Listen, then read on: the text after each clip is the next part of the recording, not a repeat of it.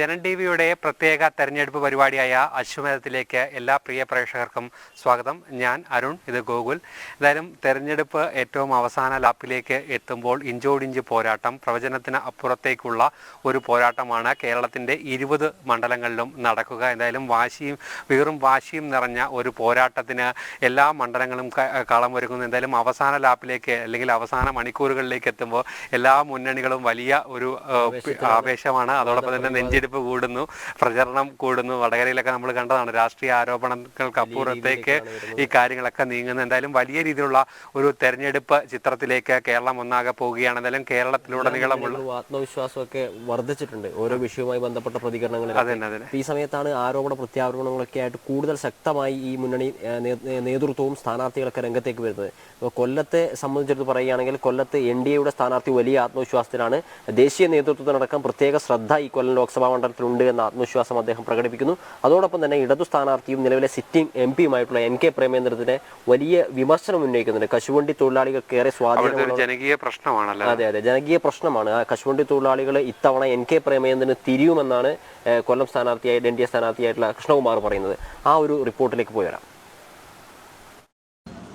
കൊല്ലത്ത് തെരഞ്ഞെടുപ്പ് ആവേശം അതിന്റെ പാരമ്പര്യത്തിലേക്ക് എത്തിയിരിക്കുകയാണ്. NDA സ്ഥാനാർത്ഥി കൃഷ്ണകുമാർജി അദ്ദേഹം തെരഞ്ഞെടുപ്പ് പ്രചാരണ ചടങ്ങുകളുമായി ബന്ധപ്പെട്ട് വളരെ സജീവമായി മുന്നോട്ട് പോകുന്നു. ഇപ്പോൾ പലയിടങ്ങളിൽ അദ്ദേഹത്തിനുള്ള സ്വീകരണ പരിപാടികൾ നടക്കുകയാണ്. കുണ്ട്ര ഭാഗത്താണ് നമ്മളുള്ളത്. കൃഷ്ണകുമാർജി, തെരഞ്ഞെടുപ്പ് പ്രചാരണങ്ങൾ സജീവമാണ്. ഏത് ഘട്ടത്തിലാണ്, എത്രത്തോളമാണ്? ഈ 1-2 ഘട്ടങ്ങൾ കഴിഞ്ഞു. ആദ്യഘട്ടത്തിൽ സ്വീകരണ പരിപാടികളുണ്ടായിരുന്നു, റോഡ് ഷോകൾ ഉണ്ടായിരുന്നു. ഇപ്പോൾ വീണ്ടും സ്വീകരണ പരിപാടികളിലേക്ക് എത്തുന്നു. എത്രത്തോളമാണ് ആത്മവിശ്വാസം? എന്താണ് ജനങ്ങളിൽ നിന്ന് ലഭിക്കുന്ന പ്രതികരണങ്ങൾ? അല്ല, നിങ്ങൾ തന്നെ ഇത് കാണുന്നുണ്ട്. കാരണം വെച്ച് കഴിഞ്ഞാൽ ജനങ്ങൾക്ക് ഒന്ന് നരേന്ദ്രമോദി സർക്കാരിനോടുള്ള ഇഷ്ടം, വിശ്വാസം. അതായത് നരേന്ദ്രമോദി ഭാരതത്തെ 2047 എവിടെ എത്തിക്കണോ അതിലേക്ക് കേരളം പിന്നോട്ടാവാൻ പാടില്ല, ഒപ്പം നിൽക്കണം ജനങ്ങൾക്കൊരു വാശി. കാരണം കഴിഞ്ഞ കാലങ്ങളിൽ ജനങ്ങളെ പറഞ്ഞു പറ്റിച്ച രണ്ട് മുന്നണി എന്ന് പറയാൻ പറ്റില്ല, 2 പാർട്ടികൾ ഒരു മുന്നണിക്കകത്ത്, ഇന്ത്യ മുന്നണി എന്ന് പറഞ്ഞൊരു തട്ടിക്കൂട്ട് മുന്നണി. ഇതിൻ്റെ അകത്ത് നടക്കുന്ന നാടകം ജനങ്ങളുടെ മുന്നിൽ മീഡിയയും സോഷ്യൽ മീഡിയ എല്ലാം തുറന്ന് കാട്ടി കൊടുത്തു കഴിഞ്ഞു. ഇവിടെ എല്ലാവർക്കും മനസ്സിലായി ആരെയാണ് ജയിപ്പിക്കേണ്ടത്. കാരണം 400 സീറ്റോ അതിൽ കൂടുതലോ സീറ്റ് നേടി നരേന്ദ്രമോദി സർക്കാർ ഭരണത്തിൽ വരാൻ പോകുന്നു. അപ്പോൾ ഇനി ഇവിടുന്ന് പ്രതിപക്ഷത്തിരിക്കാൻ ഒരു MP അല്ല അയക്കേണ്ടത്. അങ്ങനെ അയച്ചാൽ ഈ കഴിഞ്ഞ 30-40 കൊല്ലമായി ഇവർ അനുഭവിച്ചത് മുഴുവൻ കാണേണ്ടി വരും. ഉദാഹരണത്തിന് ഇവിടെ നിന്ന് ഒരു MP 4 തവണ ജയിച്ചിരിക്കുന്നു, രാജ്യസഭയിലും ലോക്സഭയിലുമായിട്ട്. ഒപ്പം സംസ്ഥാനത്ത് മന്ത്രിയായിട്ട് വരിയിരുന്നു. എന്നിട്ട് എന്താണ് കൊല്ലത്തിന് കിട്ടിയത്? അതിന് വരാതിരിക്കാൻ അവർ ഇത്തവണ നരേന്ദ്രമോദി സർക്കാരിനാണ് വോട്ട് ചെയ്യാൻ പോകുന്നത്. മറ്റൊരു കാര്യം ചോദിക്കാനുള്ളത്, താങ്കൾ തെരഞ്ഞെടുപ്പിന്റെ തുടക്കം തുടങ്ങി വെച്ചത് വിദ്യാർത്ഥികൾ എങ്ങനെയൊക്കെ പഠിക്കണം, അവർ എന്തെല്ലാം പ്രതീക്ഷകൾ കാത്തു സൂക്ഷിക്കണമെന്നൊക്കെയായിരുന്നു. പിന്നീട് അത് മുണ്ടക്കൽ തീരം പോലെയുള്ള പ്രശ്നങ്ങളിലേക്ക് കടന്നു, കാഷ്യൂ ഫാക്ടറി അല്ലെങ്കിൽ കശുവണ്ടി തൊഴിലാളികളുടെ പ്രശ്നങ്ങളിലേക്ക് കടന്നു. കഴിഞ്ഞ ദിവസം പ്രേമചന്ദ്രനും RSPക്കുമെതിരെയൊക്കെ വളരെ രൂക്ഷമായ രാഷ്ട്രീയ പ്രതികരണങ്ങൾ നടത്തി. അങ്ങനെ കൃഷ്ണകുമാറിന്റെ ഓരോ ഘട്ടം എത്തുമ്പോഴും ശക്തമായ രാഷ്ട്രീയ പ്രതികരണങ്ങളുമായി അല്ലെങ്കിൽ ആ രീതിയിലുള്ള ഒരു പോരാട്ടത്തിലേക്ക് തിരികെയാണോ? അതായത് ഇവിടെ ഈ കശുവണ്ടി മേഖല എന്ന് വെച്ചാൽ കൊല്ലത്തിൻ്റെ ഒരു അഭിമാനമായിരുന്ന ഒരു കാലത്ത്. ആ കശുവണ്ടി മേലെ തകർത്ത് തരിപ്പണമാക്കിയ പ്രേമചന്ദ്രനെ ഇത്തവണ കശുവണ്ടി തൊഴിലാളികളായിരിക്കും പരാജയപ്പെടുത്താൻ പോകുന്നത്. അതിന് യാതൊരു തർക്കവുമില്ല. പിന്നെ ഏത് മേഖല എടുത്ത് നോക്കൂ, തീരദേശത്ത് എത്ര കാലമായി, 10-30 കൊല്ലം മുമ്പ് നമ്മൾ ഇതേ തീരദേശത്ത് പോയി ഒരാളുടെ വീട്ടിൽ പോയിട്ടുണ്ടെങ്കിൽ ഇന്ന് ആ മത്സ്യത്തൊഴിലാളിയുടെ വീട് നിങ്ങൾ പോയി നോക്കിയാൽ അതിനേക്കാൾ പരിതാപകരമായ അവസ്ഥയിലാണ്. നമ്മൾ കഴിഞ്ഞ ദിവസം കടലാക്രമണം നടന്ന സ്ഥലത്ത് പോയി നിൽക്കുന്നു. ആ നിൽക്കുന്ന മണ്ണിനടിയിൽ അവിടുത്തെ ഓരോ തീരദേശവാസികളുടെ വീട് കിടക്കുകയാണ്. എവിടെയാണ് ഈ മന്ത്രി നിൽക്കുന്നത്? എവിടെയാണ് MP നിൽക്കുന്നത്? ഇവിടുത്തെ MLA എല്ലാം ഉണ്ട്, ഇവരെ ഒന്നും കാണുന്നില്ല. ഇത് ജനങ്ങൾ മനസ്സിലാക്കുകയാണ്. ഇന്ന് എവിടെ ചെന്ന് ഏത് പ്രവർത്തകരെ പൊതുജനത്തിനെയും കാണുമ്പോൾ അവർ പറയുന്നത് എന്താണ്? ഞങ്ങൾ ഏതെങ്കിലും നരേന്ദ്രമോദിയുടെ ഒരു പദ്ധതിയെങ്കിലും ഗുണഭോക്താവാണ് ഞാൻ. അതുകൊണ്ട് കടൽ തീരത്ത് ഇന്നലെ പോയപ്പോൾ പറയുക, ഞങ്ങൾ ഈശ്വര വിശ്വാസികളാണ്, ഞങ്ങൾക്ക് നന്ദികേട് കാണിക്കാൻ പറ്റില്ല. കാരണം ഞങ്ങൾക്ക് വെള്ളം തന്നിരിക്കുന്നു ജൽജീവൻ മിഷൻ വഴി മോഡിജിയാണ്, ഞങ്ങൾക്ക് പെൻഷൻ തരുന്നു മോഡിജിയാണ്. അല്ലാതെ കേരള സർക്കാർ ഉച്ചക്കഞ്ഞി കൊടുക്കുന്ന കുട്ടികൾക്ക് പോലും കൊടുക്കാൻ കാശില്ല. അതുകൊണ്ട് ജനങ്ങളിത് തിരിച്ചറിഞ്ഞു. ഇത്തവണ വാശിയോടാണ്, വൻ ഭൂരിപക്ഷത്തിലാണ് കൊല്ലത്തുനിന്ന് ജയിക്കാൻ പോകുന്നത്. അതുപോലെ മറ്റൊരു ചോദ്യം, NDA നേരിടുന്നത് ഇന്ത്യ സഖ്യത്തെയാണ്. പക്ഷേ കേരളത്തിൽ അവർ തമ്മിലടിക്കുന്നു. പ്രത്യേകിച്ച് രാഹുൽ ഗാന്ധിയും മുഖ്യമന്ത്രിയും തമ്മിലുള്ള വാഗ്വാദങ്ങളൊക്കെ താങ്കൾ കണ്ടു കാണും. അതിലെന്താണ് പറയാനുള്ളത്? ഇതൊരു തമാശയാണ്. ഇന്ത്യ മുന്നണി എന്ന് വെച്ചാൽ ഈ കേരളത്തിൻ്റെ ഏറ്റവും വലിയ തമാശ നടക്കുന്ന വയനാടാണ്. അതായത് വയനാട്ടിലൊരു സ്ഥാനാർത്ഥിയുണ്ട്, ആനി രാജ, കമ്മ്യൂണിസ്റ്റ് പാർട്ടിയുടെ നേതാവാണ്. അവർ ആർക്ക് വേണ്ടി നിൽക്കുന്നറിയോ? രാഹുൽ ഗാന്ധിയെ പ്രധാനമന്ത്രിയാക്കാൻ. അപ്പുറത്തെ സ്ഥാനാർത്ഥി ആരാ? കോൺഗ്രസിൻ്റെ ഇവരെ ശത്രു എന്ന് പറയുന്നത്, അതും രാഹുൽ ഗാന്ധി. അപ്പം നിങ്ങളൊന്ന് ആലോചിക്കൂ, ഇവ ഒരു മുഴുവൻ ഒരു മൂന്നാം ഘട്ട നാടകമാണ് അഭിനയിക്കുന്നത്. ജനങ്ങളിത് മനസ്സിലാക്കണം, തിരിച്ചറിയണം, ഇവരെ റിജക്റ്റ് ചെയ്യണം കേരളത്തിൽ നിന്ന്. അതുപോലെ മറ്റൊരു കാര്യം ചോദിക്കാനുള്ളത്, ആദ്യം ദേവേന്ദ്ര ഫട്നാവിസ് വന്നു, പിന്നീട് രാജ്നാഥ് സിംഗ് ജി വന്നു. ഇനി നാളെ ദക്ഷിണേന്ത്യയിൽ മുഴുവൻ BJPയുടെ തരംഗമായ റോക്കിംഗ് സ്റ്റാർ എന്നൊക്കെ വിളിക്കാവുന്ന അണ്ണാമല വരികയാണ് തെരഞ്ഞെടുപ്പ് പ്രചാരണത്തിൽ. അപ്പോൾ ദേശീയ ശ്രദ്ധയിലേക്ക് വലിയ രീതിയിൽ കൊല്ലം മണ്ഡലം എത്തുന്നു എന്നുള്ളത് ആദ്യം മുതൽ ജൻ TV പറഞ്ഞതാണ്. അപ്പോൾ അത് തന്നെയല്ല ഇപ്പോൾ സംഭവിച്ചുകൊണ്ടിരിക്കുന്നത്. വരും ദിവസങ്ങളിൽ കൂടുതൽ ദേശീയ നേതാക്കൾ എത്താൻ സാധ്യതയുണ്ടോ? ജനൻ ടിവിക്ക് നന്ദി പറയട്ടെ. കാരണം കൊല്ലത്തെ വളരെ ഗൗരവമായി കണ്ടു തുടങ്ങിയിരിക്കുന്നു കേന്ദ്ര BJP. അതുകൊണ്ടാണ് അവർക്ക് എങ്ങനെയും കൊല്ലം വിജയിപ്പിക്കണമെന്നൊരു തോന്നലായി കഴിഞ്ഞു. നമ്മളിത് ആദ്യം തൊട്ടേ നമുക്ക് ആ ഫീൽ കിട്ടുന്നു. കാരണം ജനങ്ങൾ കുറേ കാലമായി കാത്തിരിക്കുകയാണ്. ഇത് എൻ്റെ അഭിപ്രായം അല്ലാതൊരു അഭിപ്രായം പറയാം. ജനങ്ങൾ എന്നോട് പറയുന്നു, കൃഷ്ണേട്ടാ ഞങ്ങൾ കുറേ കാലമായി നല്ലൊരു സ്ഥാനാർത്ഥിക്കായി കാത്തിരുന്നു. ഇത് നരേന്ദ്രമോദി ഞങ്ങൾക്കൊരു നല്ല സ്ഥാനാർത്ഥിയെ തന്നു. എന്ത് വില കൊടുത്ത് ഞാൻ കൃഷ്ണേട്ടനെ ഞങ്ങൾ ജയിപ്പിക്കും. ഇത് കേൾക്കുമ്പോൾ ഞാനതുകൊണ്ട് രാവിലെ തൊട്ട് വൈകുന്നേരം വരെ രാത്രി വരെ എത്ര തവണ ഉറക്കമില്ലാതെ പ്രവർത്തിക്കാൻ കാര്യം ഈ ജനങ്ങളുടെ ആവേശത്തിൻ്റെ ഒപ്പം നമ്മൾ നിന്നില്ലെങ്കിൽ അവരോട് കാണിക്കുന്ന ഏറ്റവും വലിയ തെറ്റാവും. അതുകൊണ്ട് ജനങ്ങൾ 1 മണിക്കൂർ അധികം ജോലി ചെയ്താൽ ഞാൻ 2 മണിക്കൂർ കൂടുതൽ ചെയ്യും. ഇപ്പോൾ എല്ലാവിധ വിജയാശംസകളും നേരുന്നു. അങ്ങനെ വളരെ സജീവമായ തെരഞ്ഞെടുപ്പ് പ്രചാരണവുമായി കൃഷ്ണകുമാർ മുന്നോട്ട് പോവുകയാണ്. നാളെ മണ്ഡലത്തിൽ അണ്ണാമലൈ എത്തുന്നതോടുകൂടി പ്രചാരണം അതിൻ്റെ പാരമ്യത്തിലേക്ക്, അതിൻ്റെ ആവേശം അതിൻ്റെ ഏറ്റവും വലിയ തോതിലേക്ക് എത്തും. കൂടുതൽ ദേശീയ നേതാക്കളൊക്കെ കൊല്ലം മണ്ഡലത്തിലേക്ക് എത്തുമെന്ന് തന്നെയാണ് സ്ഥാനാർത്ഥിയെ കൃഷ്ണകുമാർ പ്രതീക്ഷിക്കുന്നത്. അതോടൊപ്പം തന്നെ കേന്ദ്ര നേതൃത്വം കൊല്ലം മണ്ഡലത്തെ അതിപ്രാധാന്യത്തോടെ കാണുന്നു എന്നും അദ്ദേഹം പറഞ്ഞു വെക്കുന്നുണ്ട്. കൊല്ലത്ത് നിന്നും ഹരിക്കൊപ്പം പ്രജിത് മോഹനൻ, ജനം. മുന്നോട്ട് പോകുന്നു. അതോടൊപ്പം തന്നെ വലിയ രീതിയിൽ അണ്ണാമലൈ അടക്കം എത്തി ഈ കൊല്ലം മണ്ഡലം ഒന്നാകെ ഇളക്കി മറിച്ചുകൊണ്ടുള്ള റോഡ് ഷോ അടക്കം നടത്താനുള്ള തീരുമാനങ്ങളിലേക്ക് പോകുന്നു. ഇനിയും MP എന്ത് ചെയ്തു നമ്മുടെ ഒരു സെഗ്മെന്റിലേക്കാണ്, അത് പൊന്നാനി മണ്ഡലത്തിലേക്കാണ്. എന്തായാലും രാഷ്ട്രീയ പോരാട്ടം നടക്കുന്ന വലിയൊരു മണ്ണ്, വലിയ മാറ്റം ഉണ്ടാകുമെന്നൊക്കെ പറയുന്നു. പക്ഷേ നിരീക്ഷകരൊക്കെ പറയുന്ന ഒരു മണ്ണ്. അവിടുത്തെ MP ലീഗിന്റെ സീറ്റ് വെച്ച് മാറ്റം അബ്ദുൾ സമദ് സമദാനി പൊന്നാനിക്ക് വന്നു, ടി മുഹമ്മദ് ബഷീർ മലപ്പുറത്തേക്ക് പോകുന്നു. ആ വിഷയങ്ങളൊക്കെ അവിടെ ഒരു സജീവ ചർച്ചയാണ്. ഈ പൊന്നാനിയെ സംബന്ധിച്ചിട്ട് പറയുകയാണെങ്കിൽ മറ്റൊരു പ്രധാനപ്പെട്ട കാര്യം KS ഹംസയാണ് ഇടതുമുന്നണിയുടെ സ്ഥാനാർത്ഥി. ഇടതുമുന്നണി ഈ KS ഹംസ എന്ന് പറയുന്നത് മുസ്ലിം ലീഗിന്റെ മുൻ നേതാവാണ്. അദ്ദേഹം മുസ്ലിം ലീഗിൽ നിന്ന് വിട്ടുവന്നു. സമസ്തയിലെ ഈ ഒരു സമയങ്ങളിൽ രാഷ്ട്രീയമായ ഒരു നീക്കം, അതായത് നമുക്കറിയാം ഈ മലബാർ കേന്ദ്രീകരിച്ച് പ്രത്യേകിച്ച് ഈ കോഴിക്കോട് അതോടൊപ്പം തന്നെ മലപ്പുറം ജില്ലകൾക്ക് വലിയൊരു രാഷ്ട്രീയ നീക്കമൊക്കെ CPM തുടക്കത്തിൽ നടത്തിയിരുന്നു. പക്ഷേ അതൊന്നും ഈ അവസാന ഘട്ടത്തിലേക്ക് എത്തിയിരുന്നില്ല. അല്ലെങ്കിൽ ഒരു ഹംസയൊക്കെ സ്ഥാനാർത്ഥിയാക്കി നിർത്തുന്ന ഒരു വലിയ രാഷ്ട്രീയ ലക്ഷ്യമൊക്കെ ആയിരുന്നു അതിന് പിന്നിൽ. അങ്ങനെ ആ MP എന്ത് ചെയ്തു എന്നുള്ള പൊന്നാനി മണ്ഡലത്തിലെ ആ ഒരു സെഗ്മെന്റിലേക്ക് പോവാം.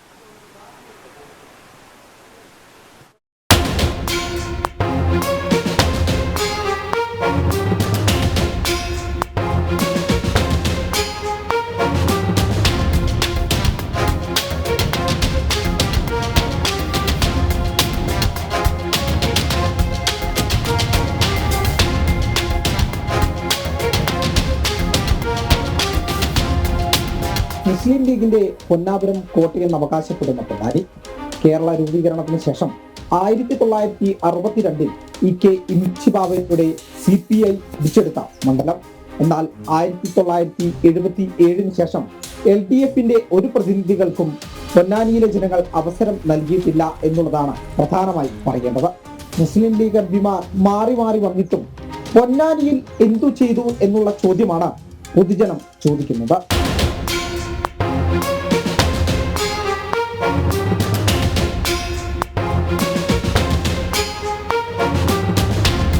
നാൽപ്പത് 45 50 കൊല്ലങ്ങളായി UDF ഇവിടുന്ന് ജയിക്കണം. ഈ സമയം വരെ പൊന്നാനിക്ക് വേണ്ടി ഒരു ചുക്കും ചെയ്തിട്ടില്ല. ഈ ബിൽഡിങ്ങിന്റെ 2 ഓട് പോലും മാറി അവർ വെച്ചിട്ടില്ല. നിങ്ങൾ എവിടെ കാണിച്ചെന്നാണെങ്കിൽ ഞാൻ ചെലവിന് കയ്യാല എന്നെ കൊണ്ടുപോയി കാണിച്ചെന്നായി.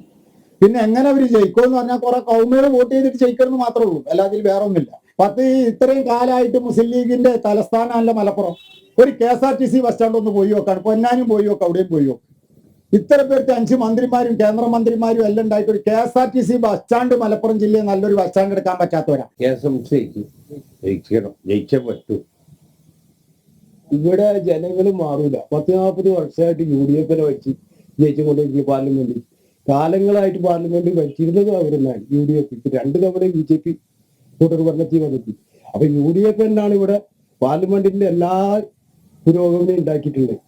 ഇടതുപക്ഷം പാർലമെന്റിൽ കയറിയിട്ടില്ല, ഇതുവരെ കയറിയ തവണ ഇതുവരെ ഉണ്ടായിട്ടുമില്ല. ഇതുവരെ പാർലമെന്റിൽ LDF ഉണ്ടായിട്ടില്ല. അപ്പൊ എല്ലാ പുരോഗമനം ഇതിനു മുമ്പുള്ളതല്ല UDF കൊടുത്തതല്ല.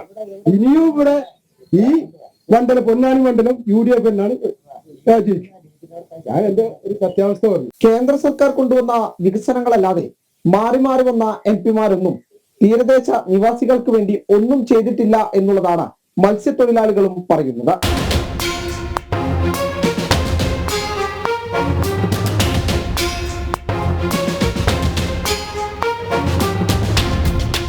കടൽ വിറ്റി ഇപ്പൊ കെട്ടിക്കൊണ്ട് വരുന്നതൊക്കെ മോദി സർക്കാർ നടപ്പിലാക്കിയ നിയമങ്ങളാണ്.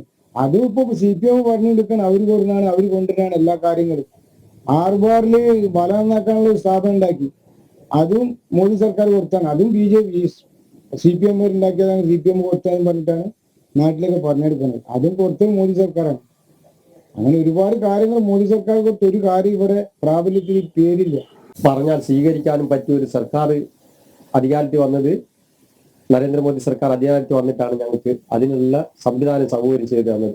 അതുകൂടാതെ എന്റെ പ്രദേശത്ത് 65 കൊല്ലമായി കുടിവെള്ളത്തിന് ശാശ്വത പരിഹാരം കാണാൻ ഇന്ന് വരെ മാറി മാറി ഭരിച്ച സർക്കാർ 2 സർക്കാർ ശാശ്വത പരിഹാരം കാണാൻ കഴിഞ്ഞില്ല. ഇടതിന്റെയും വലതിന്റെയും മാറി മാറിയുള്ള ഭരണത്തിൽ മടത്ത ജനങ്ങൾക്കും ചിലത് പറയാനുണ്ട്. നമുക്കറിയാം ഇവിടുത്തെ വികസനങ്ങളെല്ലാം കേന്ദ്ര ഗവൺമെന്റിന്റെ വികസനങ്ങളാണ്. താനൂർ മണ്ഡലത്തിൽ എടുത്തു നോക്കിയാൽ, എസ്പെഷ്യലി താനൂർ മുനിസിപ്പാലിറ്റിയിൽ എടുത്തു നോക്കി കഴിഞ്ഞാൽ 2500ഓളം വീടുകൾ പ്രധാനമന്ത്രി ആവാസ് യോജനയിൽ കൊടുത്തു, നിരവധി ഗ്യാസ് കണക്ഷന് കൊടുത്തു. അങ്ങനെ താനൂർ മുനിസിപ്പാലിറ്റിയുടെ വീടുകളുടെ കാര്യത്തിൽ ജനങ്ങള് അത്രയും സൗകര്യപ്രദമായ ഒരു വീട്ടിൽ താമസിക്കുന്നു എന്നുള്ളത് പ്രധാനമന്ത്രിയുടെ ആവാസ് യോജന പദ്ധതിയുടെ ഒരു ഗുണഫലം തന്നെയാണ്.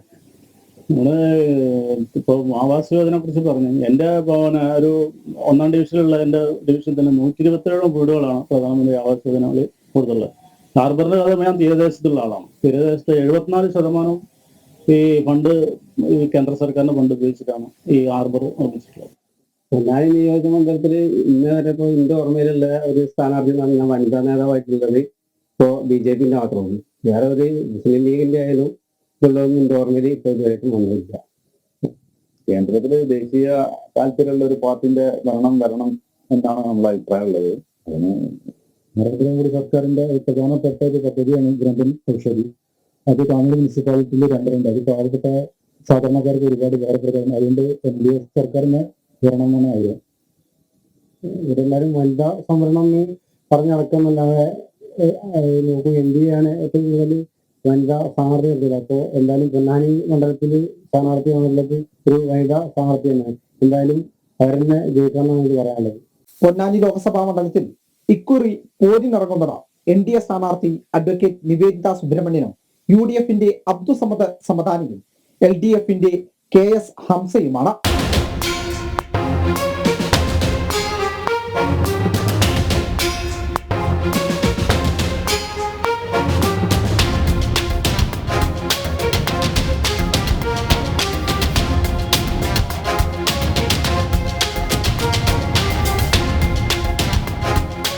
തിരഞ്ഞെടുപ്പിന് ദിവസങ്ങൾ അടുത്തിരിക്കെ ഇനി തീരുമാനമെടുക്കേണ്ടത് പൊതുജനങ്ങളാണ്. പൊന്നാനിയിൽ നിന്നും കൃഷ്ണകുമാറിനും വിജീഷിനുമൊപ്പം സോണൽ കൃഷ്ണ, ജനം. എന്തായാലും ഏറ്റവും പ്രധാനമായി എടുത്തു പറയേണ്ടത് ഈ ഓരോ ദിവസം കഴിയും തോറും വലിയ രീതിയിലുള്ള രാഷ്ട്രീയ ആരോപണങ്ങളുമായി മുന്നണികളെല്ലാം തന്നെ മുന്നോട്ട് പോവുക, ചിലരൊക്കെ തന്നെ അബദ്ധങ്ങളിലേക്കും ചെന്ന് ചാടുന്നുണ്ട്. എന്തായാലും പരമാവധി വോട്ടുകൾ നേടുക എന്നുള്ള ഒരു വലിയ വിശ്വാസത്തോടെ അല്ലെങ്കിൽ വലിയൊരു പ്രചരണത്തിന് അതിന് എന്ത് ഉപയോഗിക്കാവുന്ന രീതിയിലേക്ക് പോകുന്നു. അങ്ങനെ ഒരു അബദ്ധത്തിലേക്ക് ഇപ്പോൾ MP എത്തിയിരിക്കുകയാണ്. അദ്ദേഹം കേരള സർവകലാശാലയിൽ നടത്തിയ ഒരു പ്രസംഗത്തിൽ തെരഞ്ഞെടുപ്പ് കമ്മീഷൻ വിശദീകരണം തേടിയിരിക്കുകയാണ്. അദ്ദേഹം നേരിട്ടോ അല്ലെങ്കിൽ അദ്ദേഹത്തിന്റെ പ്രതിനിധിയോ തെരഞ്ഞെടുപ്പ് കമ്മീഷന് മുൻപിൽ നേരിട്ട് ഹാജരായി വിശദീകരണം നൽകണമെന്നാണ് ഈ തെരഞ്ഞെടുപ്പ് കമ്മീഷന്റെ ആവശ്യം. ഈ തിരുവനന്തപുരത്ത് നടന്ന കേരള സർവകലാശാലയിലെ ഒരു പരിപാടിയിലായിരുന്നു ഇത്തരത്തിലൊരു പ്രസംഗം നടത്തിയത്. VCയുടെ വിലക്ക് ലംഘിച്ച് രജിസ്ട്രാറുടെ അനുമതിയോട് കൂടിയിട്ടാണ് ഇടത് യൂണിയന്റെ നേതൃത്വത്തിൽ ഇത്തരത്തിലൊരു പരിപാടി നടത്തിയത് എന്നാണ് പരാതിയിൽ പറയുന്നത്. ആ വാർത്തയിലേക്ക്. കേരള സർവകലാശാലയുടെ തിരുവനന്തപുരം ആസ്ഥാന കേന്ദ്രത്തിലാണ് ഇടതുമുന്നണിയുടെ പ്രചരണാർത്ഥം ചട്ടം ലംഘിച്ച് പ്രഭാഷണ പരിപാടി നടത്തിയത്. CPM രാജ്യസഭാ MP ജോൺ ബ്രിട്ടാസ് ആയിരുന്നു പ്രഭാഷകൻ. ഇതേ തുടർന്നാണ് കേന്ദ്ര തെരഞ്ഞെടുപ്പ് കമ്മീഷൻ ബ്രിട്ടാസിനോട് നേരിട്ട് വിശദീകരണം തേടിയത്. പരിപാടിയുടെ സംഘാടകരോടും നേരിട്ട് വിശദീകരണം നൽകാൻ ആവശ്യപ്പെട്ടിട്ടുണ്ട്. വിദ്യാഭ്യാസ കേന്ദ്രത്തിൽ രാഷ്ട്രീയ പാർട്ടികൾക്ക് വോട്ട് തേടി പരിപാടി നടത്തരുത് എന്ന നിർദ്ദേശമുണ്ടായിട്ടും സർവകലാശാല രജിസ്ട്രാർ ഈ പരിപാടിക്ക് അനുമതി നൽകുകയായിരുന്നു. പരിപാടി പാടില്ലെന്ന വൈസ് ചാൻസലർ ഡോക്ടർ മോഹൻ കുന്നുമേൽ നൽകിയ നിർദ്ദേശം ലംഘിച്ചാണ് ഇടത് യൂണിയന് പരിപാടിക്കായി അനുമതി നൽകിയത്. വിവാദ പ്രഭാഷണ പരമ്പര യോഗം നടത്തിയതിനെപ്പറ്റി തെരഞ്ഞെടുപ്പ് കമ്മീഷനിൽ VCയും റിപ്പോർട്ട് നൽകിയിരുന്നു. ഇടതു സംഘടനയായ എംപ്ലോയീസ് യൂണിയന്റെ നേതൃത്വത്തിലാണ് പ്രഭാഷണം നടന്നത്.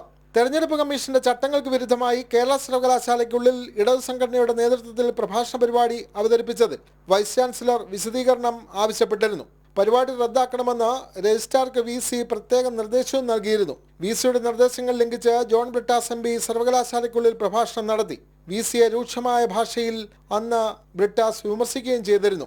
ആൽബർട്ട് ഐൻസ്റ്റീനെ പോലുള്ള വ്യക്തികൾ ഇരിക്കേണ്ടിയിരുന്ന ഇരിപ്പിടങ്ങളിൽ അദ്ദേഹത്തിന്റെ കാഴ്ചപ്പാടുകൾക്ക് വിരുദ്ധമായ രീതിയിൽ ചിന്തിക്കുന്നവർ ഇരുന്നാൽ നമ്മുടെ സർവകലാശാലകൾക്കുണ്ടാകുന്ന ഗതി എന്താകുമെന്ന് നിങ്ങളെ ഓർമ്മിപ്പിക്കാൻ വേണ്ടിയാണ് ഞാൻ ഈ വാക്കുകൾ പറഞ്ഞത്. തെരഞ്ഞെടുപ്പ് ഡ്യൂട്ടിയിൽ ഉൾപ്പെട്ടിട്ടുള്ള 85% ഉദ്യോഗസ്ഥരാണ് ഈ പരിപാടിയിൽ പങ്കെടുത്തത്. ഇവരെ ഇലക്ഷൻ ഡ്യൂട്ടിയിൽ നിന്നും ഒഴിവാക്കണമെന്ന ആവശ്യവും ഇപ്പോൾ ശക്തമാണ്. ജനം, തിരുവനന്തപുരം. എന്തായാലും ഇനി ഏറ്റവും കൂടുതൽ സ്റ്റാർ പോരാട്ടം നടക്കുന്ന, അല്ലെങ്കിൽ ഏറ്റവും വലിയ ഒരു രാഷ്ട്രീയ പോരാട്ടം നടക്കുന്ന ഒരു മണ്ഡലം അതേതാ? വയനാട്. അത് തന്നെയാണ് ദേശീയ തലത്തിൽ വലിയ രീതിയിലുള്ള ശ്രദ്ധ ആകർഷിക്കുന്ന ഒരു മത്സരം. രാഹുൽ ഗാന്ധി, ആനി രാജ, BJPയുടെ സംസ്ഥാന അധ്യക്ഷൻ K. സുരേന്ദ്രൻ, അങ്ങനെ എല്ലാം കൊണ്ടും തികഞ്ഞ സ്ഥാനാർത്ഥികൾ, വലിയ രീതിയിലുള്ള ശക്തമായ ത്രികോണ മത്സരം നടക്കുന്ന ദേശീയ സമ്പന്നമായ ഒരു മണ്ഡലം. അങ്ങനെ വലിയ രീതിയിലുള്ള പ്രചരണ പ്രവർത്തനങ്ങൾ, ഓരോ വോട്ടും ഉറപ്പിക്കാനുള്ള ഒരു അവസാനഘട്ട ശ്രമത്തിലാണ് സ്ഥാനാർത്ഥികളൊക്കെ തന്നെ. രാഹുൽ ഗാന്ധി ഇടയ്ക്ക് ഇങ്ങനെ വന്നു പോകുന്നു. അതോടൊപ്പം തന്നെ മറ്റു 2 സ്ഥാനാർത്ഥികളും അവിടെ പ്രചരണ പ്രവർത്തനങ്ങളുമായി മുന്നോട്ട്. അതെ, ഇന്നലെ വലിയ രീതിയിലേക്ക് BJP എന്തായാലും ഈ പ്രചാരണം ശക്തമാക്കാനുള്ള ഒരു തീരുമാനത്തിൽ തന്നെ മനോഹരമായ ഒരു സോങ് കൂടി ഇറക്കിയിരുന്നതിന് ശേഷം അതെ, മുൻ കേന്ദ്രമന്ത്രിയായിട്ടുള്ള സത്യപാൽ സിംഗ് ആണ് BJPയുടെ ഒരു ആർട്ട് ഫിലിം പുറത്തിറക്കിയിട്ടുള്ളത്. ആ വാർത്തയിലേക്ക്.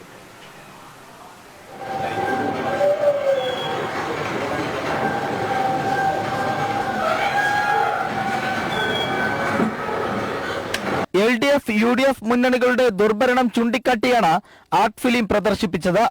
വയനാടിനുള്ള അവഗണനകൾ ആർട്ട് ഫിലിമിൽ വിഷയങ്ങളായി. വന്യമൃഗശല്യവും ആരോഗ്യമേഖലയും ആർട്ട് ഫിലിമിൽ ഇടം പിടിച്ചു.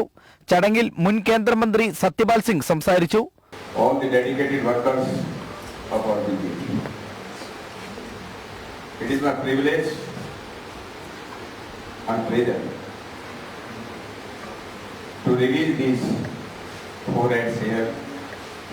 And at the outset, I would like to congratulate and thank the team who conceived the idea and who produced it.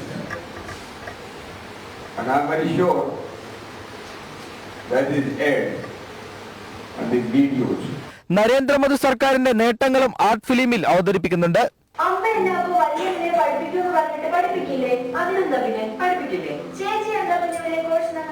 അത് വയനാട്ടിൽ വേറെ തന്നെ വിദ്യാഭ്യാസ സ്ഥാപനങ്ങളൊന്നും ഇല്ലാത്തതല്ലേ? അതിന് വയനാട്ടിൽ നമ്മുടെ നാട്ടിൽ ഒരു സ്ഥാനാർത്ഥി ജയിച്ചു വരണം. അല്ലാതെ ഇപ്പോഴുള്ള പ്രതിനിധിയാണെങ്കിൽ എത്ര നാളായാലും വയനാട് ഇങ്ങനെ ഇരിക്കും.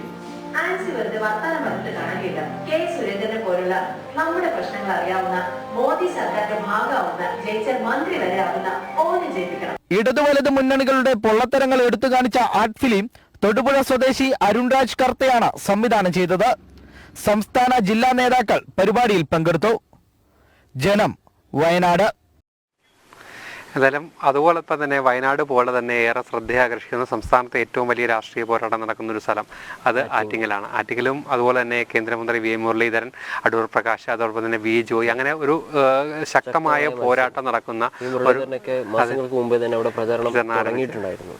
ഓരോ ദിവസം കഴിയുന്നതോറും ഈ V. മുരളീധരന്റെ പ്രചാരണം കൂടുതൽ ശക്തമാവുകയും ആളുകളെ പങ്കെടുപ്പിച്ചുകൊണ്ടുമാണ് മുന്നോട്ടേക്ക് പോകുന്നത്. വാഹന പ്രചരണ റാലികളൊക്കെ നടക്കുന്നു. സ്ത്രീകളും കുട്ടികളും ഉൾപ്പെടെയുള്ള ആളുകളൊക്കെ ഈ റാലിയുടെ ഭാഗമാവുന്നുണ്ട്. 100 കണക്കിന് വാഹനങ്ങളാണ് ഈ റാലിയുടെ ഭാഗമാവുന്നത്. ഇന്ന് പാലോട് നെടുമങ്ങാട് ഭാഗത്തായിരുന്നു V. മുരളീധരന്റെ ഈ തെരഞ്ഞെടുപ്പ് പ്രചരണ റാലി. അതുമായി ബന്ധപ്പെട്ട വിശേഷങ്ങളിലേക്ക്.